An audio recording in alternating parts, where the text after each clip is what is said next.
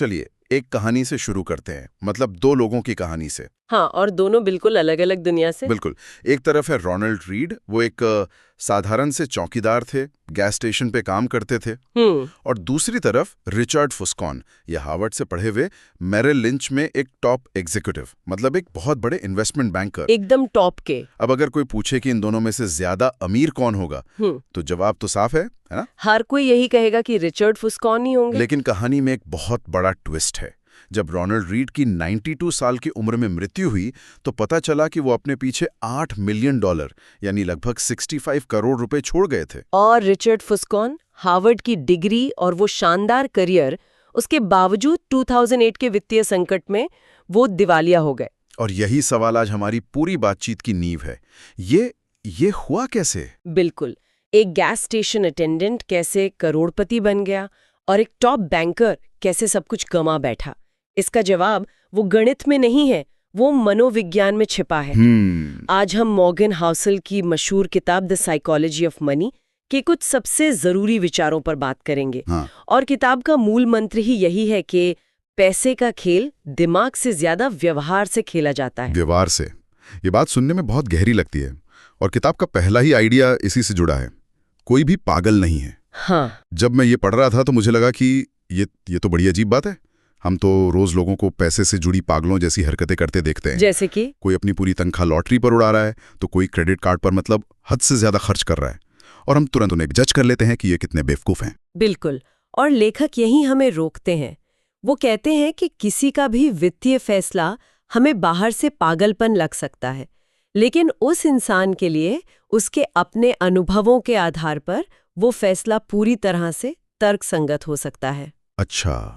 सोचिए, जिस इंसान ने भयानक गरीबी देखी है, उसके लिए पैसे का मतलब और जोखिम लेने की क्षमता उस इंसान से बिल्कुल अलग होगी जो चांदी का चम्मच लेकर पैदा हुआ है। सही बात है। जिसने 2008 के संकट में अपने परिवार को घर खोते देखा है, उसका शेयर बाजार से डरना स्वाभाविक है, भले आंकड़े कुछ भी कहते हों। यानी हम सब अपने अपने अतीत के चश्मे से दुनिया को देख रहे हैं। स्रोत में एक बहुत अच्छी लाइन है, हम सब अपने दिमाग में एक पुरानी फिल्म चला रहे होते हैं। एग्जैक्टली।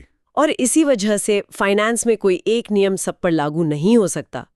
तो ये बात सिर्फ दूसरों को ना जज करने के बारे में नहीं है, बल्कि शायद खुद को समझने के बारे में भी है। आपने बिल्कुल सही पकड़ा।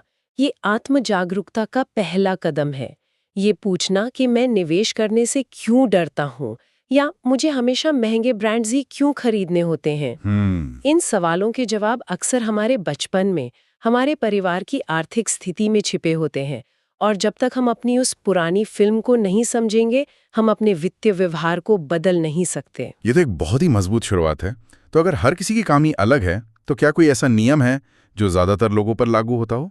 शायद रोनाल्ड रीड की कहानी का राज वो यहीं कहीं छिपा हो। हाँ, उन्होंने एक बहुत ही साधारण लेकिन अविश्वसनीय रूप से शक्तिशाली चीज का फायदा उठाया, कंपाउंडिंग। आइंस्टाइन वाला, दुनिया का 8वां अजूबा। वही।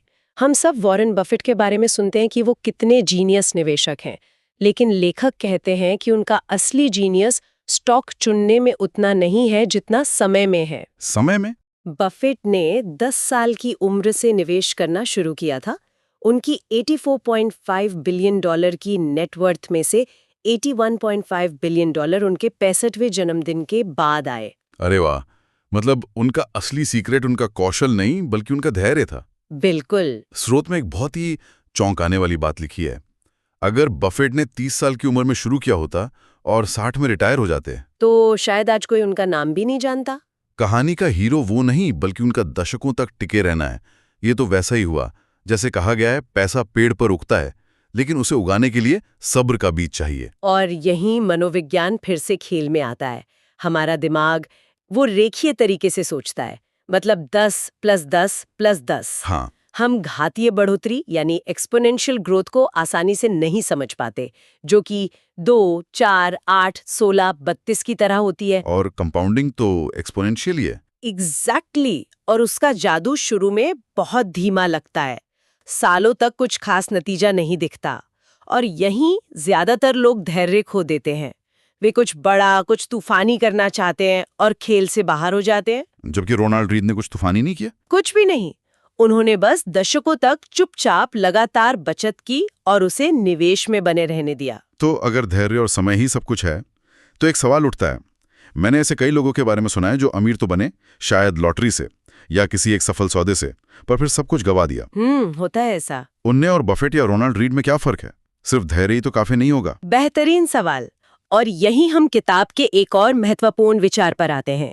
अमीर बनना और अमीर बने रहना, ये दो बिल्कुल अलग अलग कलाएं हैं। अलग अलग कलाएं? ये तो दिलचस्प है। हाँ, और इन्हें एक ही समझने की गलती ही ज्यादातर लोगों के पतन का कारण बनती है। ये अलग अलग कैसे हैं? देखिए, अमीर बनने के लिए आपको आशावादी होना पड़ता है ना? थोड़ा रिस्क लेना पड़ता है। हाँ, मतलब आपको बाहर निकलकर बोलना पड़ता है कि देखो मेरे पास एक बेहतरीन आइडिया है। एग्जैक्टली। लेकिन अमीर बने रहने का जो मनोविज्ञान है, वो इसका ठीक उल्टा है। बिल्कुल उल्टा। उसके लिए आपको थोड़ा कह सकते हैं कि निराशावादी होना पड़ता है। आपको जीवित रहने पर ध्यान देना होता है। लेकिन इसमें एक विरोधाभास नहीं है? एक तरफ आप कह रही हैं कि अमीर बनने के लिए आशावादी होना जरूरी है, दूसरी तरफ कह रही हैं कि डरपोक बनो। संतुलन ही सब कुछ है। लेखक कहते हैं कि अमीर बने रहने के लिए आपको थोड़ी सी सनक पालनी पड़ती है, जिसे वो पैरानोया कहते हैं। मतलब आपके दिमाग के किसी कोने में ये आवाज हमेशा चलनी चाहिए कि जो मैंने कमाया है वो उतनी ही तेजी से जा भी सकता है। यही डर आपको लापरवाह होने से बचाता है। अच्छा, तो यहीं पर रिचर्ड फुस्कून और रोनाल्ड रीड की कहानी का फर्क साफ हो जाता है। बिल्कुल। फुस्कून ने अमीर बनने के लिए बड़ा जोखिम लिया, जो काम कर गया, लेकिन फिर उन्होंने और बड़ा जोखिम लिया, ये मानकर कि अच्छा समय हमेशा चलेगा। वो अमीर बने रहने की कला में माहिर नहीं थे। और रोनाल्ड रीड, उन्होंने कभी बड़ा जोखिम लिया ही नहीं। वो बस बचत करते रहे, चाहे बाजार ऊपर जाए या नीचे। उनकी रणनीति अमीर बनने की नहीं थी। उनकी रणनीति अमीर बने रहने की थी, जो दशकों के बाद अपने आप उन्हें अमीर बना गई। और इसी डर या पैरानोया से एक बहुत जरूरी चीज निकलती है, जिसे कहते हैं मार्जिन ऑफ सेफ्टी, यानी सुरक्षा का मार्जिन। इसका मतलब क्या हुआ? इसका सीधा सा मतलब है कि अपनी हर योजना में गलती की गुंजाइश छोड़ना, ये मानना कि भविष्य का अनुमान लगाना असंभव है। अगर आपकी वित्तीय योजना इतनी टाइट है कि एक भी चीज गलत होने पर सब कुछ बिखर जाएगा, तो वो योजना नहीं, जुआ है। तो फुस्कॉन की कहानी से ये भी लगता है कि वो शायद अमीर दिखने पर ज्यादा ध्यान दे रहे थे। बड़ा घर, ऊंची पोजीशन, हार्वर्ड का टैग। हाँ? जबकि रोनाल्ड रीड को किसी को कुछ साबित नहीं करना था। यहीं पर अमीर और दौलतमंद होने का फर्क आता है ना? आपने नब्ज पकड़ ली। ये किताब का शायद सबसे गहरा और जीवन बदलने वाला विचार है। अमीर होना और दौलतमंद होना दो अलग बातें हैं। ओके। अमीरी दिखती है, ये आपकी मौजूदा आय है। एक महंगी कार, एक बड़ा घर, डिजाइनर कपड़े, ये अमीरी के संकेत हैं। जब हम सड़क पर 1 करोड़ की फेरारी देखते हैं तो हम सोचते हैं, वाह कितना अमीर आदमी है। हाँ, यही सोचते हैं। लेकिन लेखक कहते हैं कि ये सोचना गलत है। बिल्कुल।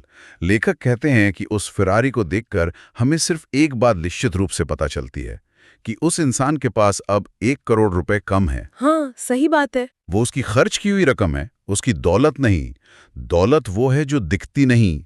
दौलत वो पैसा है जो खर्च नहीं किया गया। वो पैसा जो निवेश किया गया है। हाँ, वो स्टॉक, बॉन्ड और रियल एस्टेट हैं जिन्हें आपने खरीदा और भूल गए। दौलत वो आय है जिसे आपने अपनी शान दिखाने के बजाय अपनी आज़ादी खरीदने के लिए बचा लिया। अपनी आज़ादी खरीदना, ये बात बहुत शक्तिशाली है। मतलब दौलत का असली मकसद ज्यादा चीजें खरीदना नहीं, बल्कि अपने समय पर नियंत्रण पाना है। यही सुबह उठकर ये कह पाना कि आज मैं वो करूंगा जो मेरा मन है, ना कि वो जो मुझे मजबूरी में करना पड़ रहा है। यही असली दौलत है। यही है। दौलत आपको विकल्प देती है। बीमार पड़ने पर काम से छुट्टी लेने का विकल्प, अपने बच्चों के साथ ज्यादा समय बिताने का विकल्प, ऐसी नौकरी छोड़ने का विकल्प जिससे आप नफरत करते हैं। और ये नियंत्रण किसी भी लग्जरी कार से कहीं ज्यादा कीमती है। बिल्कुल। और जब कोई इस नजरिए से पैसे को देखता है तो उसके फैसले अपने आप बदल जाते हैं। हर खर्च का मूल्यांकन इस आधार पर होने लगता है कि क्या ये मुझे आज़ादी के करीब ला रहा है या उससे दूर ले जा रहा है। ठीक है, तो हमने मनोविज्ञान को समझा, कंपाउंडिंग और धैर्य की शक्ति को जाना, और अमीर दिखने और दौलतमंद होने के फर्क को भी समझ लिया। अब इसे असल जिंदगी में कैसे उतारा जाए? किताब कोई व्यवहारिक सलाह भी देती है। हाँ, और वो सलाह भी बड़ी दिलचस्प है। लेखक कहते हैं बिना किसी खास वजह के बचत करें। बिना वजह के बचत, ये थोड़ा अजीब नहीं है? हम आमतौर पर किसी लक्ष्य के लिए बचत करते हैं, घर, कार, छुट्टियां, ये सब ठीक है। पर सबसे जरूरी बचत वो है जिसका कोई नाम नहीं, कोई लक्ष्य नहीं। पर क्यों? क्योंकि जिंदगी में सबसे बड़े झटके और सबसे बड़े अवसर दोनों ही बिना बताए आते हैं। एक अप्रत्याशित मेडिकल इमरजेंसी, नौकरी का जाना, या अचानक किसी अच्छे निवेश का मौका मिलना। बिल्कुल, इनमें से किसी के भी हम योजना नहीं बना सकते। बिना लक्ष्य के की गई बचत ही ऐसे समय में आपकी सबसे बड़ी ताकत बनती है। ये जिंदगी की अनिश्चितता के लिए एक टैक्स भरने जैसा है। और इसी से जुड़ी एक और सलाह है, तर्कसंगत होने के बजाय व्यावहारिक बने। जब मैंने ये पढ़ा तो मैं थोड़ा उलझन में था। क्या ये दोनों एक ही बात नहीं है? नहीं, तर्कसंगत होने का मतलब है सिर्फ ठंडे आंकड़ों और स्प्रेडशीट के आधार पर फैसला लेना। लेकिन हम इंसान हैं, रोबोट नहीं। व्यावहारिक होने का मतलब है ऐसा फैसला लेना जिसके साथ आप लंबे समय तक शांति से जी सकें, भले ही वो कागज पर सबसे अच्छा फैसला ना हो। इसे किसी उदाहरण से समझा सकती हैं? घर खरीदने का उदाहरण सबसे अच्छा है। हो सकता है कि सारे आंकड़े ये दिखाएं कि किराए पर रहना और बचे हुए पैसे को शेयर बाजार में लगाना लंबी अवधि में ज्यादा फायदेमंद है।